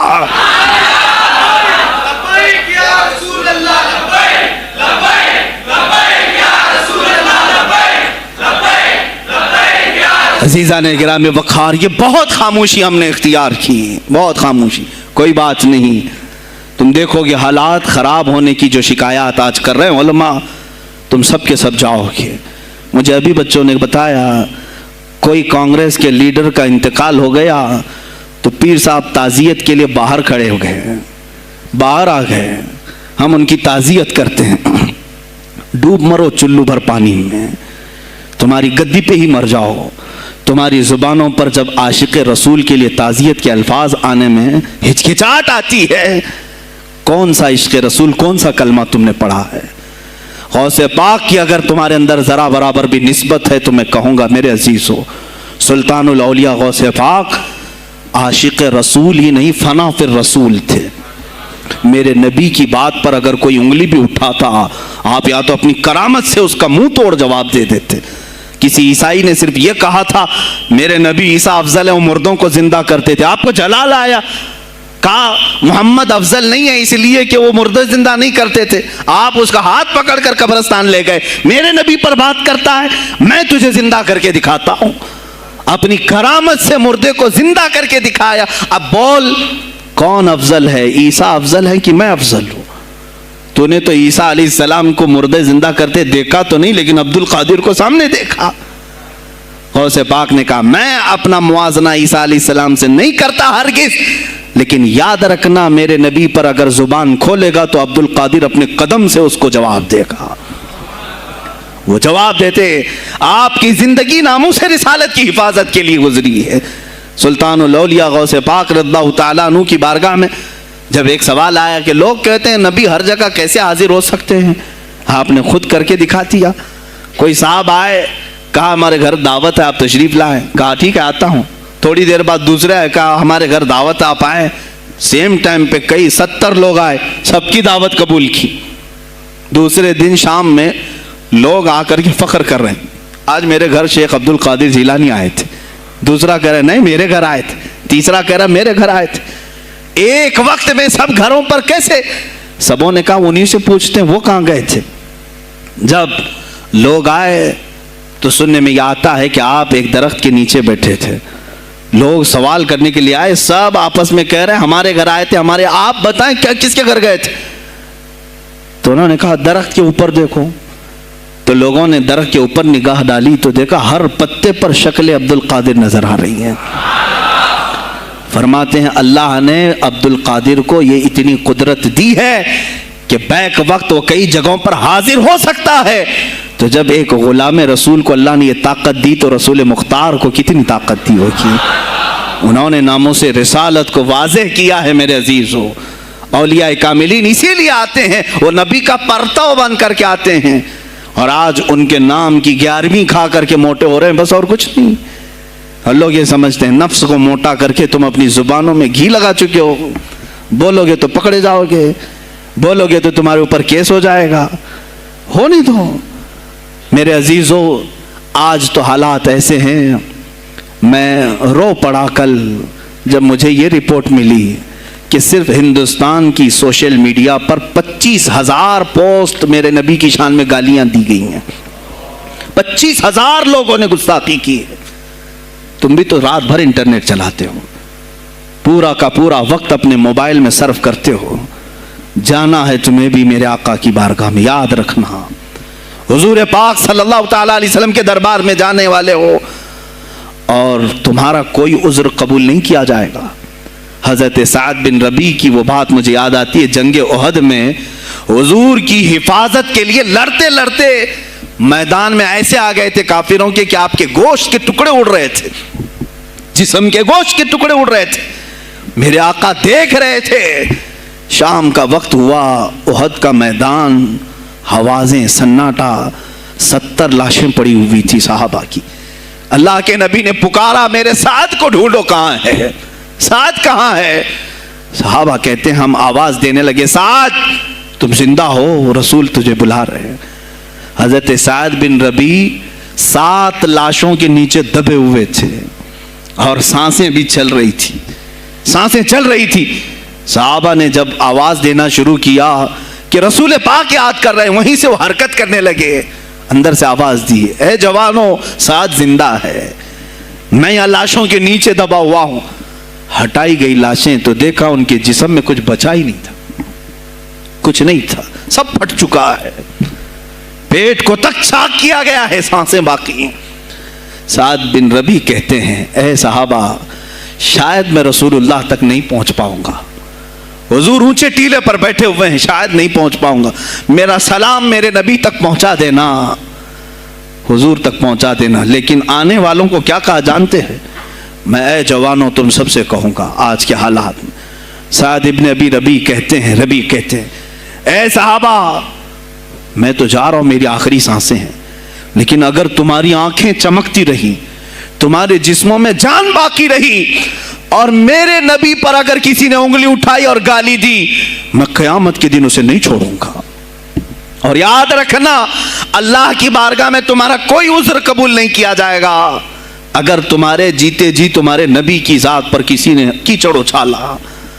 حضرت سعد ربیع اتنا کہہ کر کے انتقال ہو گئے, وہ حضور تک پہنچائے بھی نہیں جا سکے. اے میرے عزیزو, اے جوانو, تم کیا سمجھتے ہو کہ تم دنیا سے اسی طرح نکل جاؤ گے؟ قرآن میں بھی اللہ نے کہا, ام حسبتم ان تدخلوا الجنت, تم یہ سوچ کر کے بیٹھے ہو کہ ہم جنت میں چلے جائیں گے؟ پیر صاحب کا دامن پکڑ لیا ہے, مجھے تو جانا ہی ہے جنت میں, پیر بخشوا دیں گے ہمیں.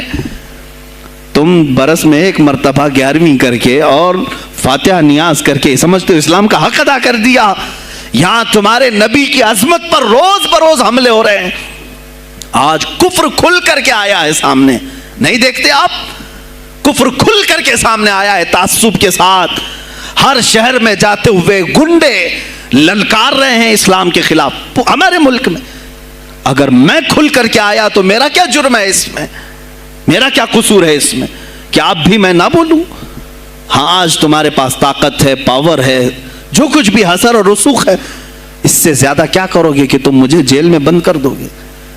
میں کل کی تفسیر میں بھی یہی کہا, ایک مولانا صاحب نے کہا کیا آپ اتنا بول رہے ہیں, آپ پر ایسے ایکٹ لگائے جائیں گے کہ زندگی بھر آپ کی ضمانت ہی نہیں ہوگی, آپ پر ایسے قانون لگائے جائیں گے کہ آپ کی زندگی بھر ضمانت ہی نہیں ہوگی.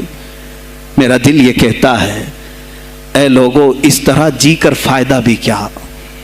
ایسی آزادی کس کام کی جس میں روز اٹھتے ساتھ میرے نبی کی شان میں گستاخیاں ہم سن رہے ہوں اور حضور کو کوسا جا رہا ہوں, ہم کھاتے پیتے گھوم رہے ہوں. اس سے بہتر ہے کہ جیل کی کوٹری میں ہم زندگی گزار لیں, کل بارگاہ مصطفیٰ میں اٹھنے والا چہرہ تو رہے ہمارے پاس. اگر اللہ کے نبی صلی اللہ تعالیٰ علیہ وسلم نے سوال کر لیا پکڑ کر کے کہ تیرے زندگی میں, تیری جوانی میں مجھ پر تو لوگ رنگیلا رسول کہہ رہے تھے, تو کیا کہہ رہا تھا؟ تو کیا کہہ رہا تھا اس زمانے؟ تم کیا کہو گے؟ اے اللہ کے نبی میں مزدور تھا, میں کچھ نہیں کر سکتا تھا, میں غریب تھا, کام کاج کرتا تھا, میں کچھ نہیں کر سکتا تھا. یاد رکھو اس وقت میرے آقا تمہارے سامنے بلال حبشی کو لا کر کھڑا کر دیں گے. یہ کیا تھا بلال؟ یہ تو غلام تھا, اس کی پیٹھ پر سل رکھ کر کے پیٹھ گلا دی جاتی تب بھی یہ اپنی زبان پر میرا نام لینا نہیں چھوڑتا تھا. تم کون سی مزدوری کی شکایت لے جاؤ گے؟ بہانہ کرو گے اللہ کی بارگاہ میں، رسول کی بارگاہ میں بہانہ کرو گے؟ اے گروہ علماء، تم کو اللہ نے ممبر دیے ہیں خطابت کے لیے، اللہ نے اپنے رسول کا ممبر تمہیں دیا ہے، اس لیے نہیں کہ تم حکومت کی خوشامدی کرو، تم اپنے وقت کے طاغوتی قوتوں کی خوشامدی کرو، اس لیے نہیں، بلکہ آج تم سے قوم مصافحہ کر کے ہاتھ چومتی ہے صرف اس لیے کہ تمہاری زبان پر نام مصطفیٰ ہے. آج علماء کی جو عزت ہے صرف اس لیے، تمہاری پگڑیاں تمہارے جبے دیکھ کر کے قوم عزت نہیں کرتی، صرف اس لیے ان کے دلوں میں تم مچلتے ہو کہ تم مصطفیٰ کریم کی باتیں کرتے ہو. علماء کو جاننا چاہیے کہ تمہاری عزت نبی سے وابستہ ہے. آبرو ماذا نام مصطفیٰ است، ہماری آبرو، اقبال نے کہا تھا ہماری آبرو نام مصطفیٰ سے وابستہ ہے. اگر اسی نام کو کسی نے چھیڑا تو پھر ہمارا جی کر مطلب کیا ہے؟ ہم کس کام کے؟ میں ایک مثال سے سمجھاتا ہوں. مسجد ہے، دیوار کے پینٹ کو اگر کسی نے کھرچ لیا تو ہو سکتا ہے معاف کر دیں، ہم اس کو چھوڑ دیں. کسی نے لکیر نکال دی دیوار پر، ہم چھوڑ دیں اس کو. لیکن میاں وہ ہمارے سامنے آ کر پلر ہلانے لگ گیا اور مسجد کا یہ پلر توڑنے لگ گیا، خاموش بیٹھو گے؟ اور اگر تم خاموش بیٹھے تو اس کا انجام کیا ہوگا؟ اس نے پلر ہلایا تو صرف پلر نہیں ٹوٹے گا، یہ چھت پورا سب کے اوپر گرے گا. آج ظالم کفار پورے تمہاری جڑ کو ہلا رہے، میرے نبی کی ذات کو، سیدھے مصطفیٰ کریم کی ذات کو ہلا رہے ہیں. اللہ کے حبیب صلی اللہ تعالی علیہ وسلم کی ناموس کو ہلکے میں مت لینا میرے عزیزو. لاکھوں جانیں جاتی ہیں، جائیں اسلام پر.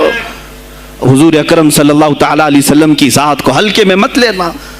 اور اگر انہوں نے ہلانا شروع کیا ہے اگر حضور کی ذات پر، حیرت ہو رہی، 25,000 پوسٹ تم میں سے کس نے کمپلینٹ کی ہیں؟ سائبر کرائم کو کمپلینٹ کر سکتے تھے. ہمارے جذبات کو ٹھیس پہنچا ہے.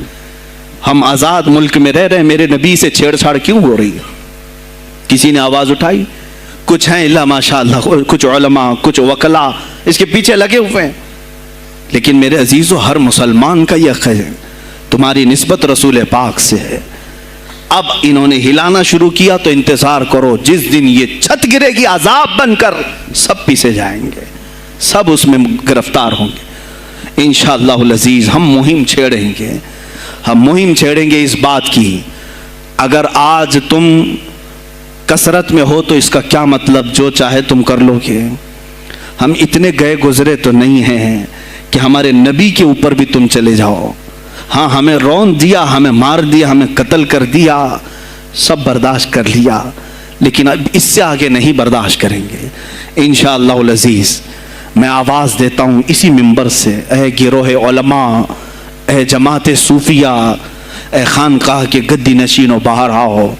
آؤ حکومت وقت سے ایک مطالبہ یہ کرو، اے حکومت وقت کے تخت پر بیٹھنے والوں، ہمارے ہند میں پارلیمنٹ میں بھی ایسا قانون پاس کرو کہ کوئی میرے نبی کی ذات پر بھونکے تو اسے موت کی سزا ہو جائے. ہم یہ چاہتے ہیں.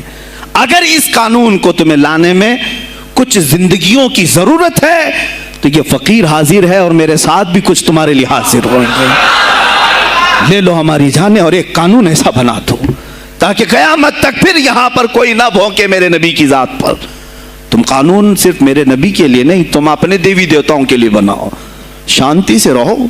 ہم نے کبھی تمہارے خلاف بھونکا نہیں ہے، ہم نے کبھی دیوی دیوتاؤں کو چھیڑا نہیں ہے، اس لیے کہ اسلام اس کی اجازت نہیں دیتا. ہم گالی نہیں دیتے، ہم اسلام کی حقانیت سے بیان کرتے ہیں.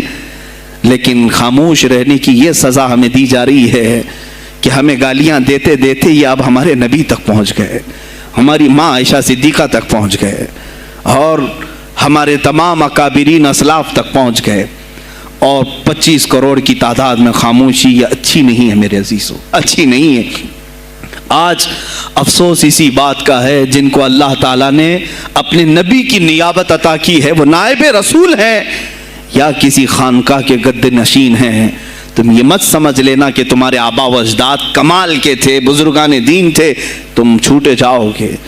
نہیں، سوال تو ہوگا، تمہیں سوال ہوگا، مجھ سے بھی ہوگا. میں یہ نہیں کہہ رہا ہوں کہ میں کوئی الگ ہوں، سوال ہوگا. آؤ سر جوڑ کر کے ہم اس سلسلے میں کوشش کریں.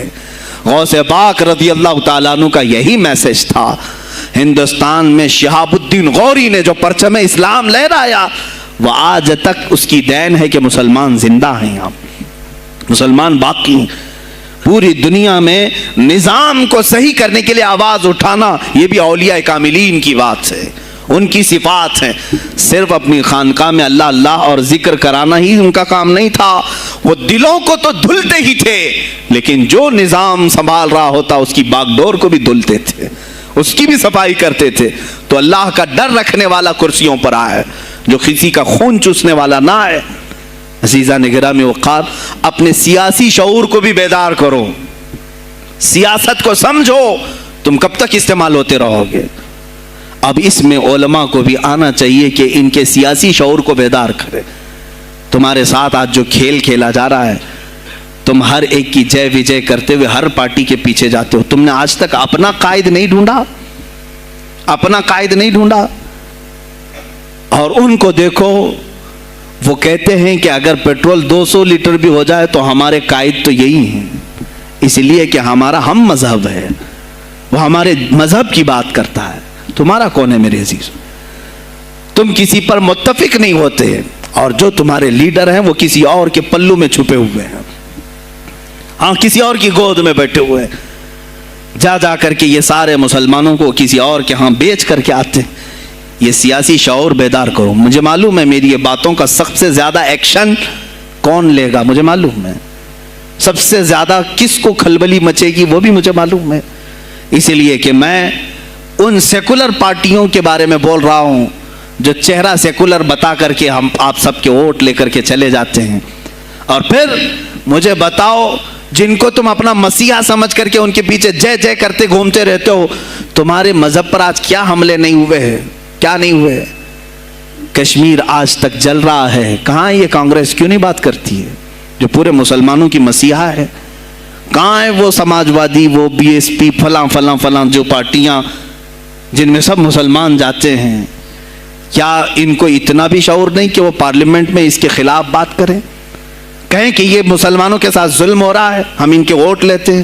نہیں بات کریں گے, یہ صرف اور صرف تمہیں استعمال کرتے ہیں. اور انہیں معلوم بھی ہے ہم نے ان سب کو خریدا ہے, ان کے لیڈروں کے منہ میں اپنی زبان رکھی ہوئی, یہ کوئی بولے گا نہیں, انہیں معلوم ہے. تمہیں یہ اندازہ نہیں میرے عزیزو, آج میں بولوں تو لوگوں کو تکلیف ہوگی. کشمیر کے ایسے حالات ہیں, رو رہے ہیں وہاں پر. ایک مولانا ہیں, مسجد کے امام ہیں, انہوں نے کہا, باضابطہ حلفیہ کہا نوجوان میرے پاس نماز کے لیے آتا تھا, اس نے یہ کہا کہ حضرت کیا سوسائڈ کرنے کی اجازت ہے؟ کہا کیوں؟ کہا میرے گھر میں کچھ لوگ داخل ہوئے, میں ان کا نام ذکر نہیں کر رہا ہوں, کچھ لوگ داخل ہوئے, مجھے ہاتھ باندھ کر کے کھڑا کیا, میری ماں اور میری بہن کو ننگا کیا, میرے سامنے کپڑے اتارے اور ان کی عزت لوٹی, اور اس کے بعد مجھے ہاتھ کھول کر کے چھوڑ دیا. مجھے بتائیں اس کے بعد بھی جینے کا کوئی مقصد رہتا ہے؟ مجھے بتائیں اس کے بعد بھی جینے کا کوئی حاصل ہے؟ یہ سب تمہارے ساتھ بھی ہوگا. جہاں میجورٹی ان کی مسلمانوں کی تھی وہاں یہ ننگا ناچ کر کے دکھایا ہے, تو یہاں تو تم بہت قلت میں ہو, تمہارے ساتھ بہت کچھ ہو سکتے ہیں, اب بھی اگر خاموش رہے. اسی لیے میں بار بار کہتا ہوں, اٹھو وہ گھر نہ حشر نہ ہوگا پھر کبھی, دوڑو کہ زمانہ چال اپنی چل گیا. تم اپنی سیاست کو منتخب کرو, تم اپنی قیادت کو منتخب کرو, اور اگر ابھی بھی سیاسی لاشعوری کی زندگی گزارتے رہو گے, لقمے بنتے چلے جاؤ گے, یہ کھاتے چلے جائیں گے. بات میں سلطان الاولیاء غوث پاک کی کر رہا تھا, لیکن مجھے یہ حالات پر گفتگو ضرور کرنی ہے, اس لیے کہ مجھے معلوم نہیں ہے کہ میری زبان پر کب تالے لگائے جائیں گے یا میری گردن پر کب چھری پھیری جائے گی, مجھے اس کا اندازہ نہیں. لیکن اے مسلمانوں, تم میری ذات سے الجھتے ہو تو الجھ جاؤ, مجھے اگر بلیم کرتے ہو, تانے مارتے ہو تو مار لو. چند دنوں کی بات ہے, جب تک میری سانسیں چل رہی ہیں تب تک مجھے گالیاں دو گے, لیکن جس دن میں بھی دنیا سے جاؤں گا اس دن تم ہماری باتیں یاد رکھو گے, اس دن یاد کرو گے. مجھے اپنے بچوں کو یہی بتانا ہے کہ اب وہ دور آیا ہے جہاں ممبروں سے بھی بولنے میں اب گھبراہٹ ہے. لوگ اپنے خوف کے مارے ایسے ہیں کہ اپنی روزی روٹی کے چکر میں میرے مصطفیٰ کی گالیاں سننا برداشت کر رہے ہیں. دیتا ہے دینے دو نا, ہمارا کیا بگڑتا ہے. اس پوزیشن میں تم آئے ہو آج. تمہارا امام جب اتنا بزدل ہے تو تمہارے دلوں میں کون سا ایمان باقی رہ جائے گا. اس لیے شعور پیدا کرو. اگر اولیاء کی نسبت تمہارے دل میں ذرا برابر بھی باقی ہے تو اٹھو میرے عزیزو. آپ قیامت کے دن جواب دہ ہوں گے میرے نبی صلی اللہ تعالیٰ علیہ وسلم کی عظمت پر. آج جو حملے ہو رہے ہیں یہ ہماری زندگی کا سب سے بڑا ایشو ہے. آج مطالبے کرو, مانگو تو کس چیز کو مانگو؟ بس یہ ہے کہ میری نبی کی عزت سلامت رہے, مجھے دنیا میں اور کچھ نہیں چاہیے. اتنا مطالبہ تو کر سکتے ہو, اتنا مطالبہ کرو اور پھر دیکھو میرے مصطفیٰ کی طرف سے انعام کیا ملے گا, اللہ کی طرف سے انعام کیا ملے گا. ارے وہ مرد قلندر جو پاکستان میں ابھی شہید ہوا, کس بات کا اعلان کرتا تھا, کس کو پکارتا تھا, کس کو للکارتا تھا؟ صرف یہی تو بات کرتا تھا کہ تاجدار ختم نبوت. اور میدان میں معذوری کے ساتھ بھی آ کر کہتا تھا لبیک یا رسول اللہ, اے اللہ کے رسول میں حاضر ہوں, اپنی جان لے کر آیا ہوں. اور تم یاد رکھنا تمہاری ٹانگیں تو سلامت ہے, کل بروز قیامت ہو سکتا ہے تمہارا سامنا اس خادم حسین سے ہو, تمہاری ٹانگیں دیکھ کر کے پوچھی جائیں گی. معذور ہونے کے بعد جب کوئی میدان میں میرے نبی کی عظمت پر پہرا دینے کے لیے آ سکتا ہے تو تم نے اپنی ٹانگیں کس کام کے لیے رکھی تھی؟ میرے عزیزوں, میں نے جتنی طاقت مجھے اللہ نے دی میں بول رہا ہوں. اب اس کے بعد کا محاذ تمہیں سنبھالنا ہے, آگے کی ہماری فکروں کو تمہیں لے جانا ہے. شاید اس زمانے میں ہم جی رہے ہیں جہاں اتنی آزادی نہیں ہوگی. چھوٹی سی بات کو آج بہت بڑا بنا کر کے اسے ختم کیا جاتا ہے, لیکن مجھے اندازہ ہے اس بات کا, ہندوستان کی آزادی میں بھی میرے اکابرین میں 30,000 علماء نے اپنی جانیں دی ہیں. کشمیر سے لے کر دلی تک ہر درخت پر ایک عالم کی لاش لٹکی ہوئی تھی. ان کی جانیں, ان کی قربانیاں رائیگاں نہیں گئیں. 70 سال سے ہم مزے لے رہے ہیں, ان کی قربانیاں ہیں یہ. علامہ فضل حق خیر آبادی کو انڈمان نکوبار پوری زندگی کے لیے قید کر کے ختم کر دیا گیا, مزار بھی وہیں پر ہے آج. تو آج مجھے اندازہ ہے اگر میں نے اس بات کی شروعات کی ہے, ہو سکتا ہے یہ جو کچھ بھی ہمارے ساتھ کریں, لیکن مجھے میرے رب ذوالجلال کی ذات پر یقین ہے. میں یہی کہوں گا, اے اللہ اگر ہمارے مقدر میں شہادت ہے تو اس سے بہتر کوئی اور موت ہے نہیں. اے رب ذوالجلال اس حالت میں دنیا سے اٹھا جب تو ہم سے راضی ہو. اگر تو نے ہمارے لیے ایک لمحے کے لیے بھی ناراضی ہے مولا, پھر ہمیں مہلت دے دے کہ تجھے راضی کر کے جائے, تجھے راضی کر کے جائے. میرے مصطفیٰ صلی اللہ تعالیٰ علیہ وسلم کو قبر میں ہمیں دیکھنا ہے, اس لیے ہم قبر میں جا رہے ہیں, لیکن اس حال میں دنیا سے جائیں کہ ان کی عظمت پر کچھ بول تو سکیں, ان کی ناموس پہ کچھ کر تو سکیں. عزیزان گرامی, سلطان الاولیاء شہنشاہ بغداد رضی اللہ تعالیٰ عنہ کی ذات پر جو ان کی کرامات ہیں وہ ساری چیزیں پھر کبھی میں ذکر کروں گا. آج اسی پر میں اختتام کرتا ہوں. اسی پر جیو اور اسی پر مرو. انہیں جانا انہیں مانا, نہ رکھا غیر سے کھا.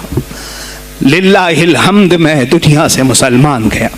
آج لے ان کی پناہ, آج مدد مانگ ان سے, پھر نہ مانیں گے قیامت میں اگر مان گیا.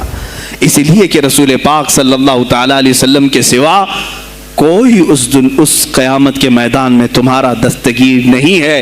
جب تک وہ تیری سفارش نہ کریں اللہ بھی تجھ سے کلام کرنے والا نہیں ہے.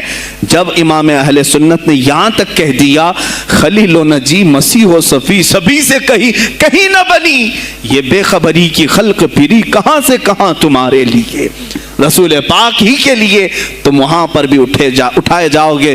میں یہی میسج دے کر کے جاؤں گا جو میرے مرشد گرامی نے آخری وقت دیا تھا. زندگی یہ نہیں کسی کی کسی کے لیے, زندگی ہے نبی کی نبی کے لیے. نہ سمجھ مرتے ہیں زندگی کے لیے, نہ سمجھ مرتے ہیں زندگی کے لیے. جینا مرنا ہے سب کچھ نبی کے لیے بلحوث سن، سیم و زر کی بندگی اچھی نہیں۔ بلحوث کہتے ہیں ہوس کا پجاری، خواہشات کا پجاری۔ میرا مرشد یہ کہہ کر گیا ہے ہمیں، بلحوث سن، سیم و زر کی بندگی اچھی نہیں، ان کے در کی بھیک اچھی، سروری اچھی نہیں، ان کے در کی بھیک اچھی، سروری اچھی نہیں۔ اور کہتے ہیں جو پیا کو بھائے اختر وہ سہانا راگ ہے، جو پیا کو بھائے اختر وہ سہانا راگ ہے، جس سے ناخوش ہو پیا وہ راگنی اچھی نہیں۔ جو میرے نبی کو ناپسند آئے وہ بات ہی اچھی نہیں، جو میرے نبی کو ناپسند کام ہو وہ کام ہی اچھا نہیں، جس سے ناخوش ہو پیا وہ راگنی اچھی نہیں۔ وآخر دعوانا الحمدللہ رب العالمین۔ السلام علیکم۔ خدمت پہ لاکھوں سلام، مصطفیٰ جان رحمت پہ لاکھوں سلام، شمع بز میں ہدایت پہ لاکھوں۔ غوث اعظم کا دیکھو ذرا مرتبہ، ایک اشارے سے مردوں کو زندہ کیا۔ آج بھی لوگ کہتے گئے غوث الورا، غوث اعظم امام التقیٰ والنقیٰ، جلوہ شان قدرت پہ کاش محشر میں جب ان کی آمد ہو اور بھیجے سب ان کی شوکت پہ لاکھوں سلام، مجھ سے خدمت کے خود سیکھا ہے ہر رضا، مجھ سے خدمت کے خود سیکھا ہے ہر رضا، مصطفیٰ جان رحمت پہ لاکھوں سلام، شمع بز میں ہدایت پہ لاکھوں۔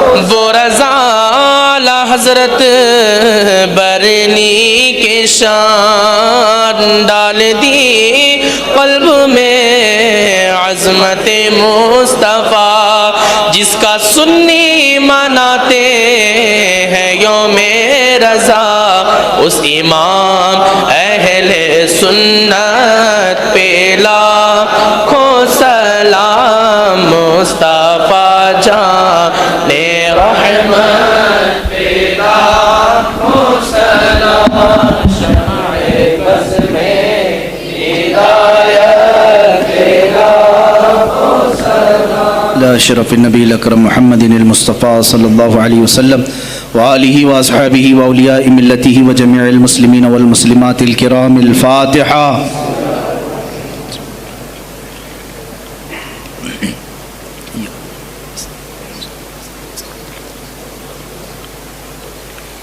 اللهم صل على سيدنا محمد وآله وأصحابه وبارك وسلم. اللهم وصل وبلغ مثل ثواب ما قرأناه من القرآن الكريم، ما صليناه وما سلمناه وما هللناه وما سبحناه، وهذه هدية واصلة ورحمة نازلة وبركة شاملة منا إلى حضرة النبي الأكرم محمد المجتبى محمد المصطفى صلى الله عليه وسلم، وبوسيلته إلى جميع الأنبياء والمرسلين والصحابة والتابعين والخلفاء الراشدين، وإلى أرواح جميع أزواج رسول الله وبناته وبنيه، وإلى أرواح جميع الشهداء والنجباء والنقباء وأولياء الله الصالحين، وإلى أرواح أئمة المجتهدين وجميع المؤمنين والمؤمنات وعامة المسلمين والمسلمات الأحياء منهم والأموات، خاصة إلى روح سيدنا وسندنا وشيخنا وقطبنا سيدي عبد القادر الجيلاني قدس الله سره الشريف، اللهم ببركة هؤلاء المذكورين تمم مقاصد ديننا ودنيانا وأخرانا يا رب العالمين. اللهم حصل مرادنا واقض حاجاتنا يا قاضي الحاجات، واشف مرضانا ومرضى المسلمين، وارحم موتانا وموتى المسلمين. الہ العالمین ہمارے اس جلسہ پاک کو اپنی بارگاہ میں شرف قبولیت عطا فرما. جتنے حاضرین ہیں سب کی حاضری کو اپنے گناہوں کا کفارہ بنا دے، ہماری نجات کا ذریعہ بنا دے. اے اللہ محبوب سبحانی سلطان الاولیاء غوث العظم عبد القادر جیلانی رضی اللہ تعالیٰ عنہ کے فیوز و برکات ہم سب کے سینوں پر نازل فرما. مولا ان کی نسبت آخری دم تک ہمارے ساتھ قائم فرما. اے اللہ ہم سب یہاں پر تیرے دربار میں حاضر ہیں، کھڑے ہیں، ہم سب کو بری شرارتوں سے محفوظ فرما. نفس امارہ کی بدکاریوں سے بچا، شیطانی وساوس سے بچا. اے اللہ ہم سب کو صراط مستقیم پر چلا. خلاق العالمین ہماری یہ جو کچھ بھی زندگی گناہوں کی نظر ہو گئی ہے، ہم سب کو پاک و صاف کر کے تیرے حبیب پاک کی عظمت پر پہرا دینے والی بنا دے. اے الہ العالمین ہم نسبت میں قادری ہیں، مولا قادری کر، قادری رکھ، قادریوں میں اٹھا. قدر عبد القادر قدرت نما کے واسطے، قدر عبد القادر قدرت نما کے واسطے مولا دنیا میں بھی ان کے غلاموں میں شامل رکھ، قیامت میں ان کی مریدوں میں حشر فرما.